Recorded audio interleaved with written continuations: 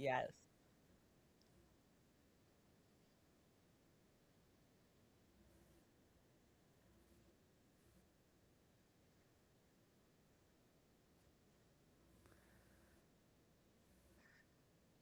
Yeah, welcome to Rain or Shine. And this is kind of a fun opportunity where we both get to just like sit down, talk about what's on our mind from the event yesterday. And I don't know about you, but personally, these are the podcasts I love listening to the most, where it's just like truly sit back, relax, and listen to two friends having a conversation about business. I don't. I have a green juice, but I just realized it's empty and I got really sad. Uh,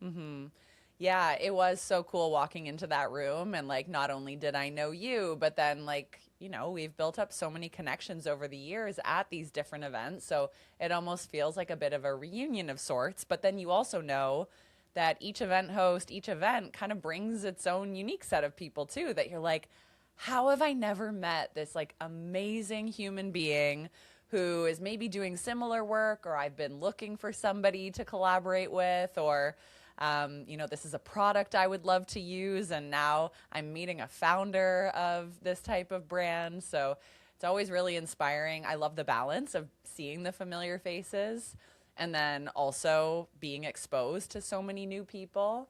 And I honestly think that's the joy of going to events, is like starting to build up that family feel, but always at every stage of business, expand your network. Like, never feel like you're not meeting new people, planting new seeds, making new connections. Because I really genuinely believe that when we feel stagnant in business, so whether your revenue is stagnant, or maybe your social media growth is stagnant, or your event sales are stagnant, it's probably a result of not meeting enough new people, right? Like, I think that's the diagnosis, and the solution or the prescription that the doctor would give is like, go shake hands or hug a bunch of awesome women.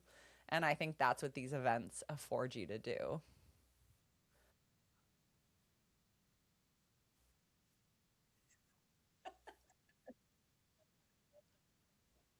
And I went straight over and talked to Christina Bartold, who I know already. Did not follow that. But then I met some really cool, like, I met the founder of a bathing suit swimwear brand.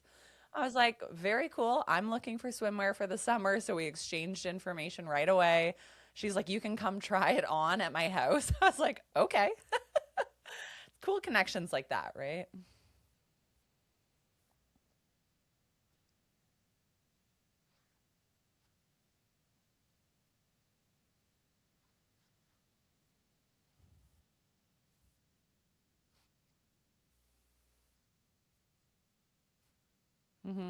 Yeah, I'll start by sharing one of my like big takeaways, and then maybe I'll pass it back to you to hear one of yours, and we can just like, what do you call that?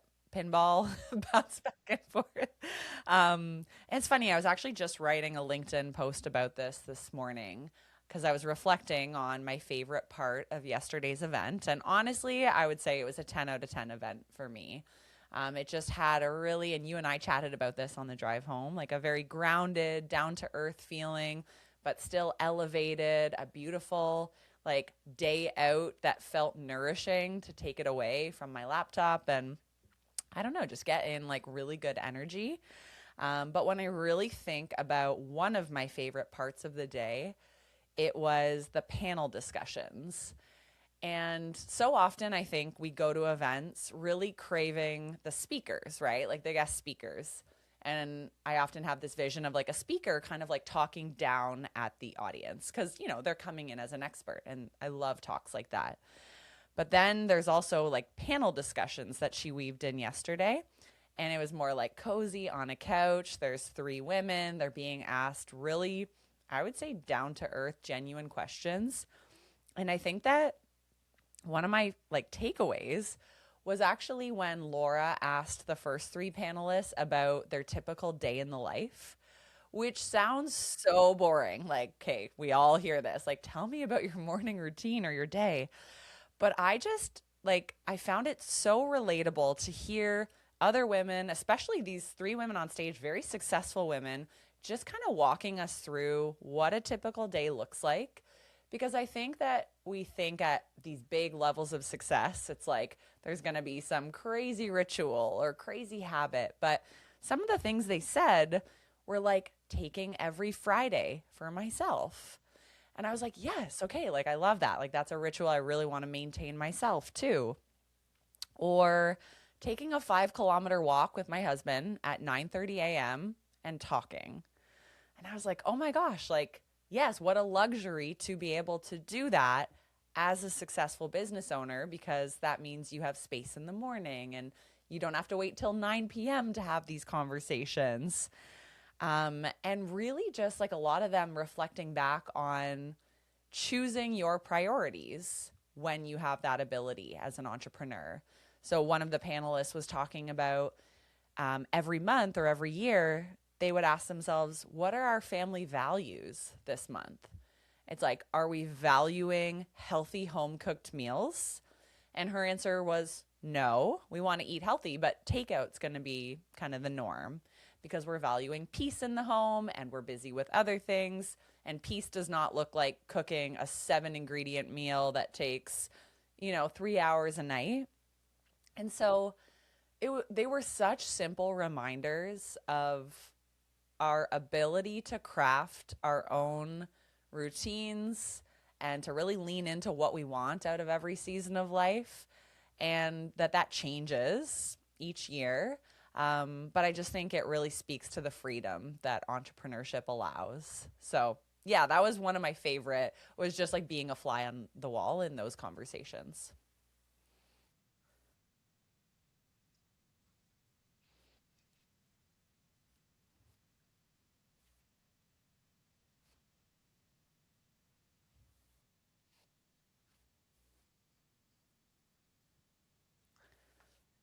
Yeah, I was gonna say you need to share your notes on that session with me because I was writing furiously and I didn't even get to them all.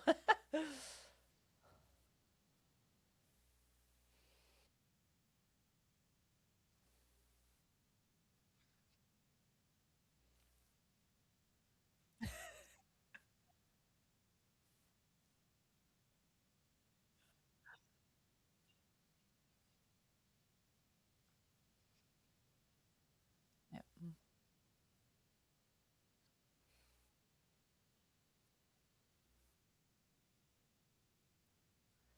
Yep. Yeah, and that's actually a really good point because I think the whole point of the conference yesterday, being called This Mother Means Business, was to realize mother and business owner combo. We put major expectations. We sometimes just take on a lot of like, I have to cook, I have to do the laundry, I have to shop, I have to buy the kids new shoes, I have to da da da, and run my 6, 7, 8, 9, 20 figure business. And it's like, I think we need to know what season we're in and be okay with like delegation and offloading.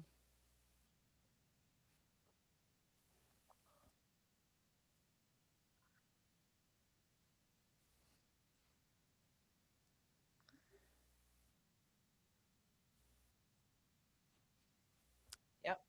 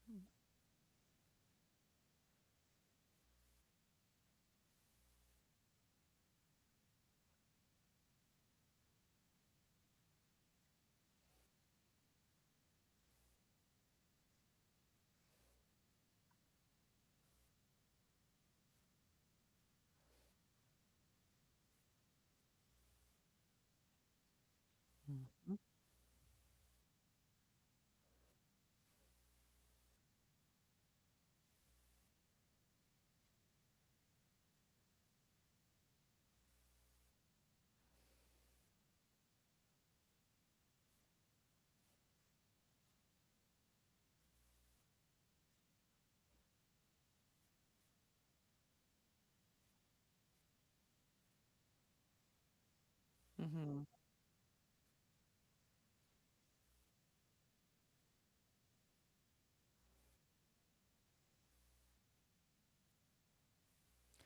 That's such a good takeaway because, yeah, I think like the very nature of how maybe we saw motherhood, especially growing up with moms and grandmas, was like you don't put yourself first. And when you start a business, it's like, well, I have to go first and I have to put myself kind of in that place of visibility, which I think goes against almost like our nurture of no, no, make sure everyone else is tended to, not I need an hour for my business to show up on social media or to record this podcast. So it's almost like going against our DNA, but I love that she kind of gave us permission and she just shared like her personal stories of having to wrestle through that. But then coming out the other side, she's impacting, I don't know, millions of people right now.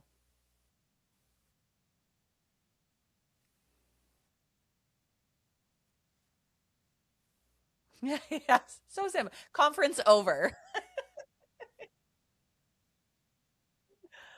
Uh, you don't. Yeah. Hmm.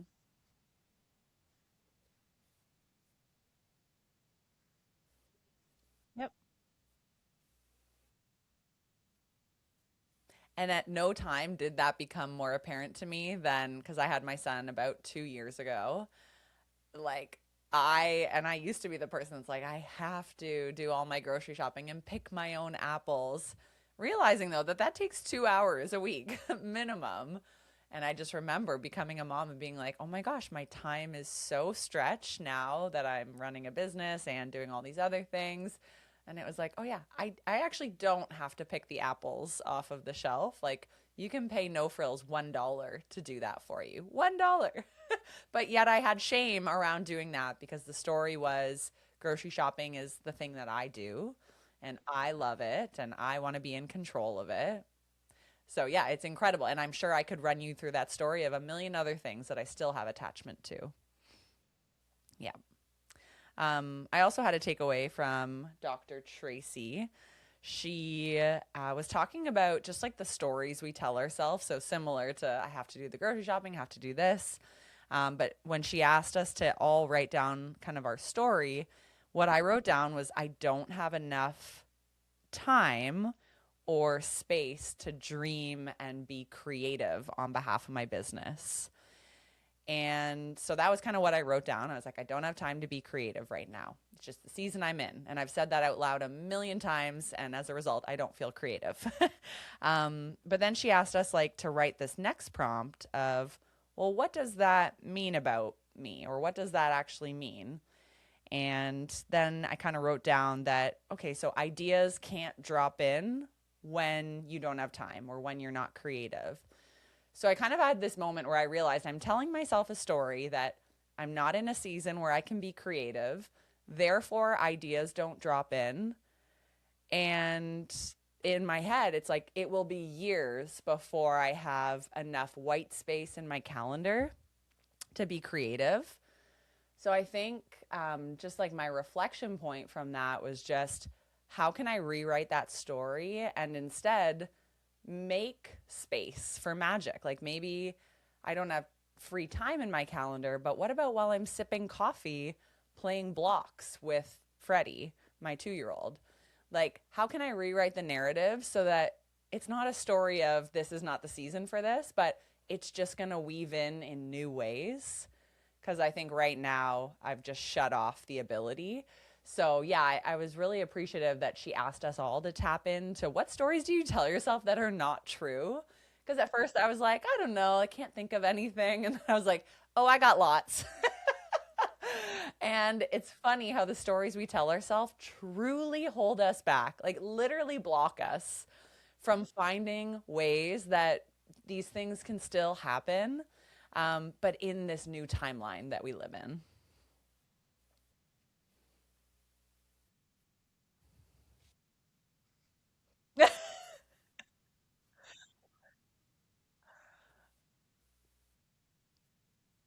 Yeah.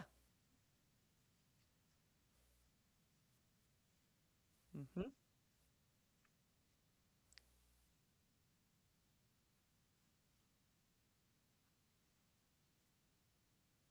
Yes.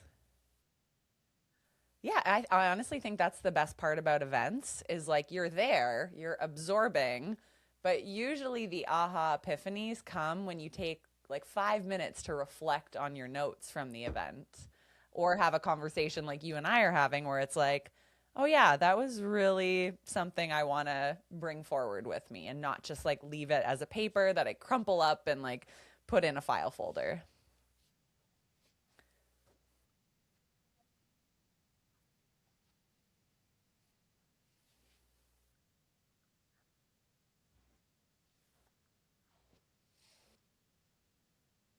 Yep.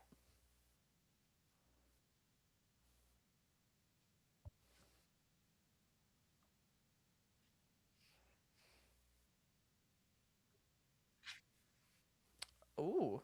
Yeah, what about that resonated with you?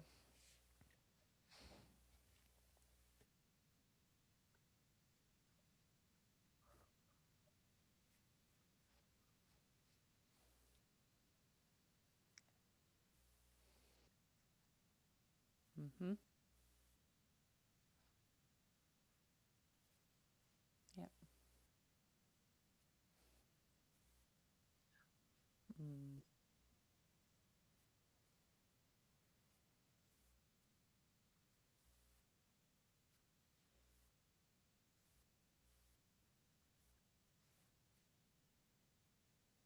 Yep. Yep.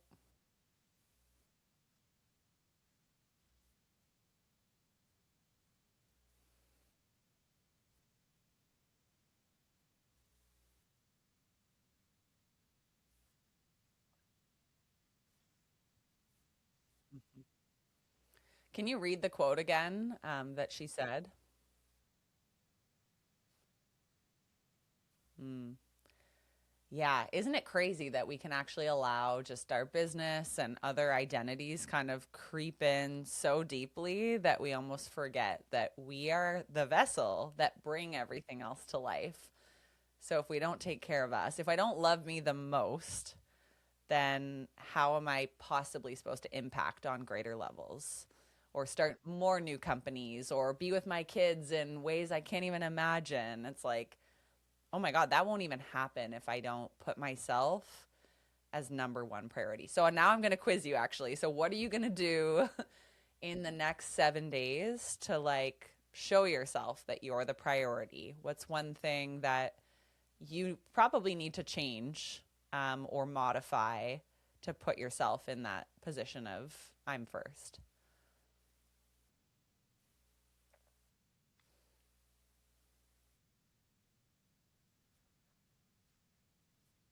Mm-hmm.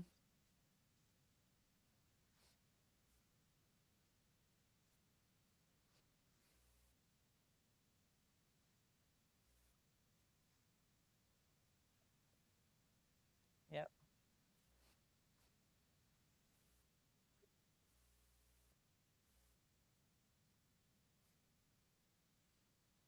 Yep.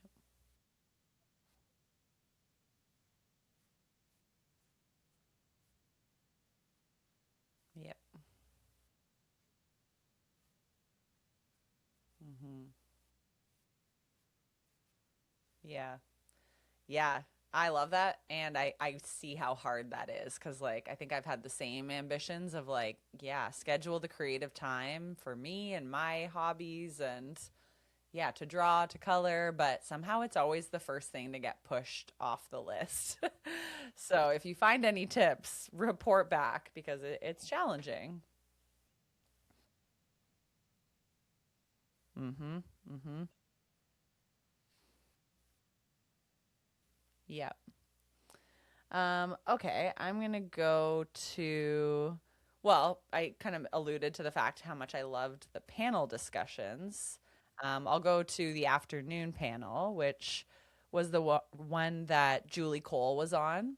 I loved that panel. I think there was so many great takeaways.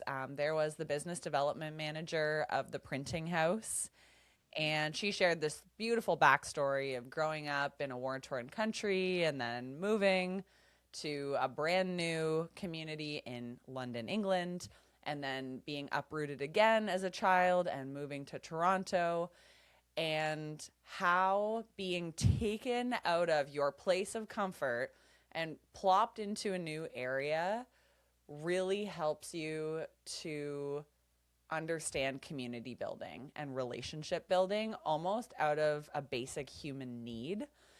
And so, was that Rita that was talking about that? Yeah, Rita.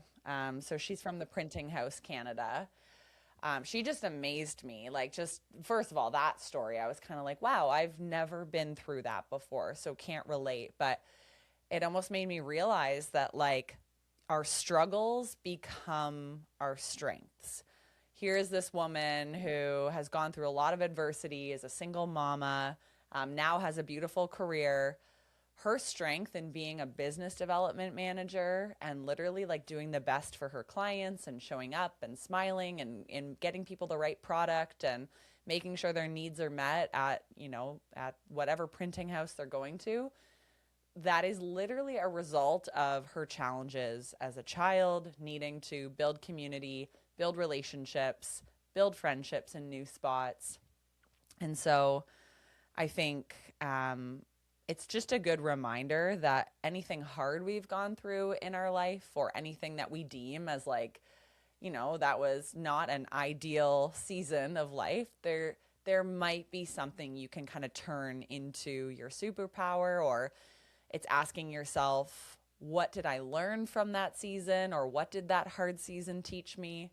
And I just thought she was an incredible example of that.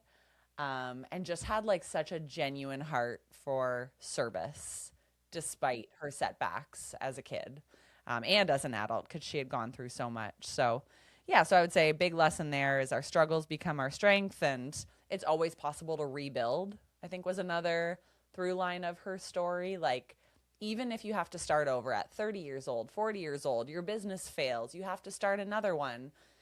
Well, rebuild from scratch, because people have to do it. We get to do it. So I just thought she was incredible.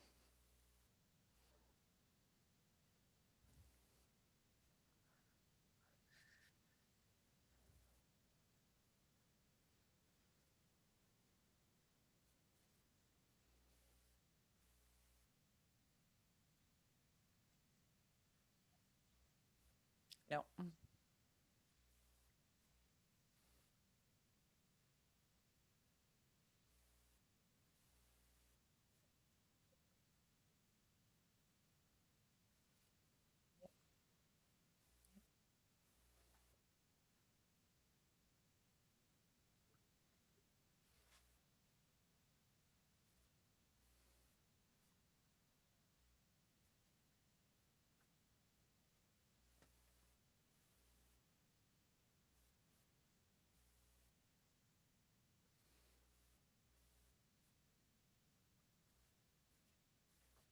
no.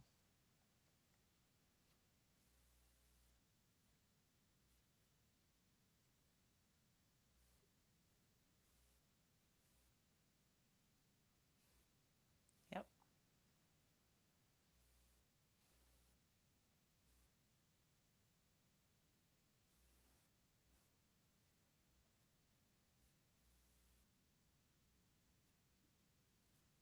Hmm. Yeah, I actually think we almost need like more banks to step up and speak at these types of events. Not because I'm like a super fan of banks, but because we all put our money through them. And when we need a mortgage, when we need a small business loan, and it seemed like most of the room was either intimidated, didn't understand what the bank could do for us, confused at like what their processes are, how they make decisions of who to loan money to, who not to. So the fact that we all use banks, but none of us really understand the full capabilities of how we can leverage the bank in our favor is like a real problem, I think.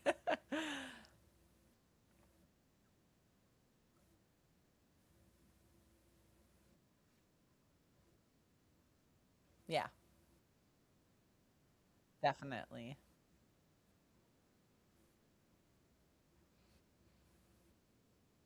Yeah, exactly. Exactly. Julie Cole on that panel said something I love. She said, the longer you're on a train in the wrong direction, the more expensive it is to get back. And I just think that's such a potent reminder that sometimes we have these gut feelings in business. And like it could literally be something big, like I've started this business, it's not going well. I know this is not for me, but you keep saying yes to opportunities. And then 5 years down the line, you're like, I shouldn't have stayed with it all this time. Like I missed out on life. But sometimes we make little decisions. So even I was just reflecting on a lot of the client work that I do. A lot of my clients will feel really indebted to a certain social media platform. And they'll just be like, well, I've been on this platform posting for 7 years. And I post Monday, Wednesday, Friday at 7 a.m. And they have these like really rigid schedules. And sometimes when we look at the return on investment, we're like, oh, there's nothing there. And just reminded, like, sometimes the longer you stay on that train, it's like, well, you could have been doing something else with that time. But now you have to, like, come back to baseline, be like, what am I going to do? What's the better visibility strategy here? And I think, like, overall, it sometimes just alludes to, like, the fear of, what is it called? Like sunken, is it called sunken ship fallacy? No. There's some term. It's sunken cost fallacy, I think is what it is in psychology.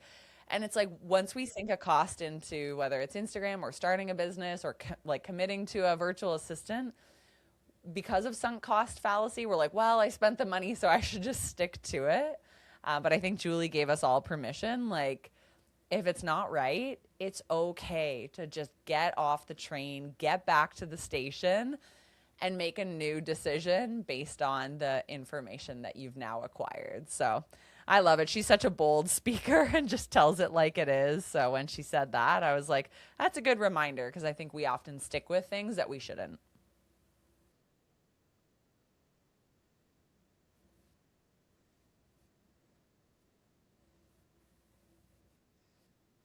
Yep.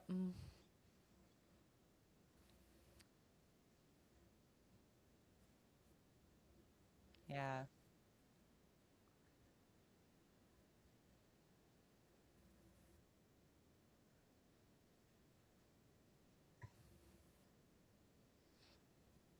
Yep.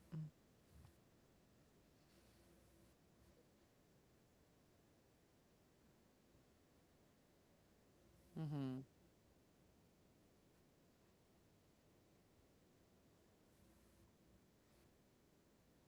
Yeah. Yeah, I love hearing from someone like her who's been in business multiple decades because she'll kind of just throw it at you and be like, you know what? Like, things were different 25 years ago. Let me tell you about it. So, yeah, that was awesome.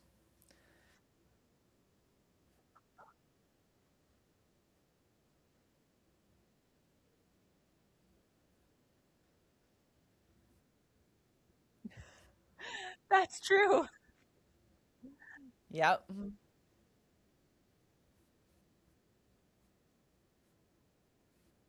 Yeah. And even like to go to that story too of if I was still sitting in the basement, it reminded me the importance of hiring at every level, right? Because I think a lot of us, we get stuck in doing the thing, doing the thing, doing the thing. And as soon as she said, if I was still in my basement making labels, I was like, oh, yeah, right. Like you always have to be stepping into that next level if you want to grow. But I think so many of us as service providers, we're just like so caught in the weeds of doing our thing. So great reminder to not stick yourself there for 30 years. Exactly. Yeah. We don't want to be in a basement forever. That's the lesson. What about you? What else was one takeaway from the day?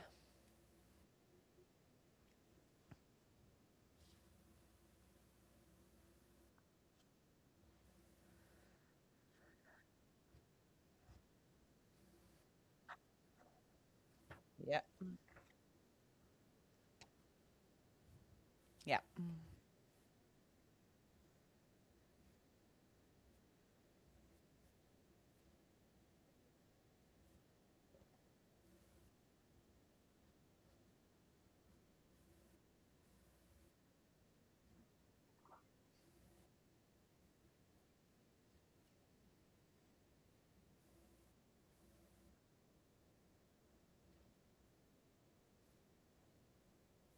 Yep.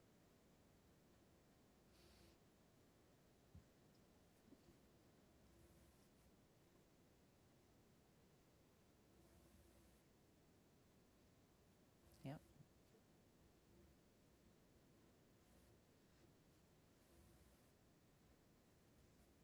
Yeah.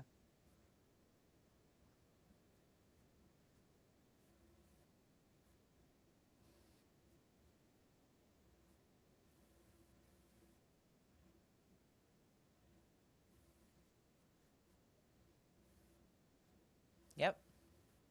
Love that.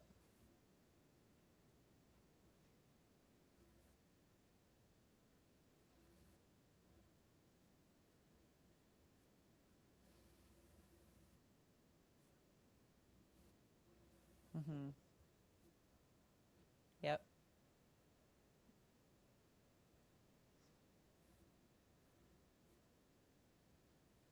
Hmm. Yeah, I think her talk for me like really reiterated the fact that us moms and business owners, we can rely on AI to, like you said, reduce that mental load. So, whether it's leaning into it right now to simplify your business or leaning in, like you said, as a personal assistant to take the mental load off meal planning, to take the mental load off of carpool schedules, to take the mental load off of I don't know, like how you're going to shop for your Easter baskets for your kids. It's like we carry so much, both in business and in motherhood and in life, that AI can actually really take that away. And it's almost silly not to use it. Like if you're still sitting there writing out, unless you love it, if you're still sitting there writing out a meal plan and kind of going, oh, I don't know what to make on Thursday, or you're looking at your fridge for an hour going, I don't know, we just have broccoli and frozen this and, fresh that. That is so much mental load. And again, if you love doing that, I think it's one thing. But if you're feeling any sort of burden doing that, Johanna just kind of gave us this permission to unload all of that to AI. Stop doing repetitive tasks that are stealing your thunder, your creative energy. So maybe I need to take this advice. Like, don't not unload those to AI because this is the time to be training it. And I think that there's this fear right now that if we didn't kind of get in the last few years, we're kind of behind already, or we're not going to be able to catch up. But she said something along the lines of the people who win at AI didn't start first, they started smart. So I think anyone who even starts offloading tasks today, you can start in such a smart way of just like, here's what we typically do for meal planning, here's the proteins we always have in the fridge. Can you help me find a starting point to reduce the mental load of meal planning and lunch packing for my family of four? Like to me, that's starting smart. It's giving it great information, telling it where you're at. So it's not about being an early adopter. It's just about stepping in and starting to explore how these tools can just like free up your bandwidth to be able to focus on the other important things in life.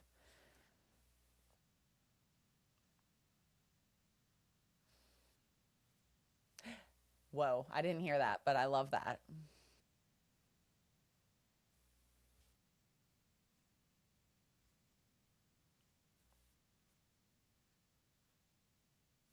Mm-hmm.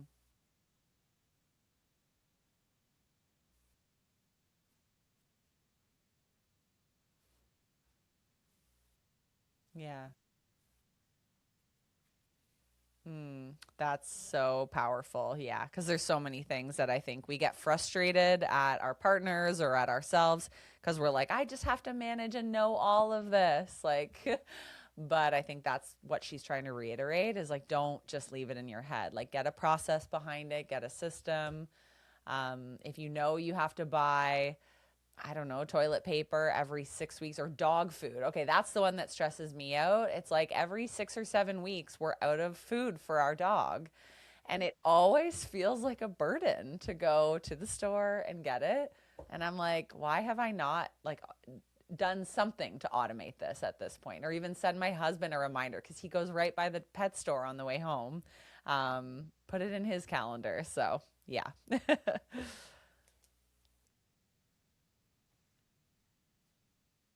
Yeah.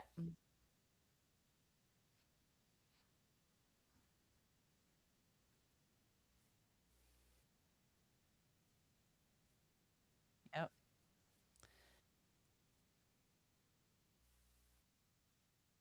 Mm-hmm. Yeah. Yeah, that was a big takeaway for me too. And honestly, I think there could be like a whole panel or event around that. Like, what tools are you using to make life easier? And even if we each just grab three of those tools, that's kind of life changing, right? Because you're buying back your time and your energy and you're able to make more money then. So, yeah.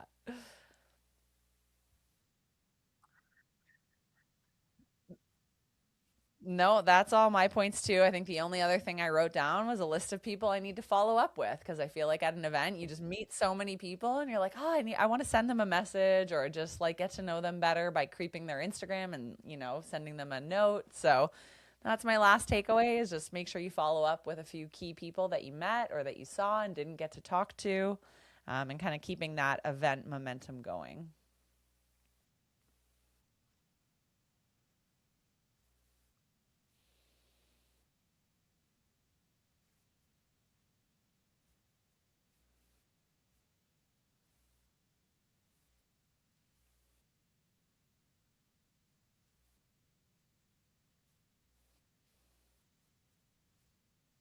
Yep. Oh, yeah.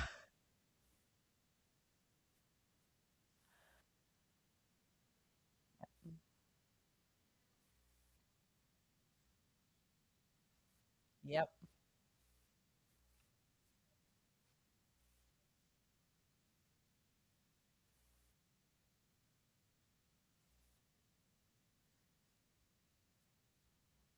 Mhm.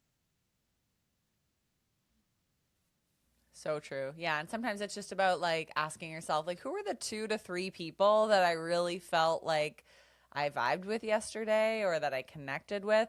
And because right now my list of people to follow up with looks overwhelming. But really, when I look at it, I'm like, there's 2 or 3 that are jumping out at me of like, yeah, this feels like it might be a relationship that's going to go somewhere. And so, yeah, I think if the follow up overwhelms you like it does me, just kind of check in with where those people that you just felt something different with.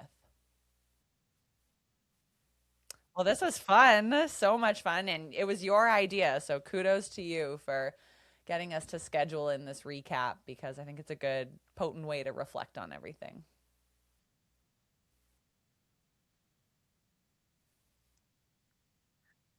Same. Yep. Cool.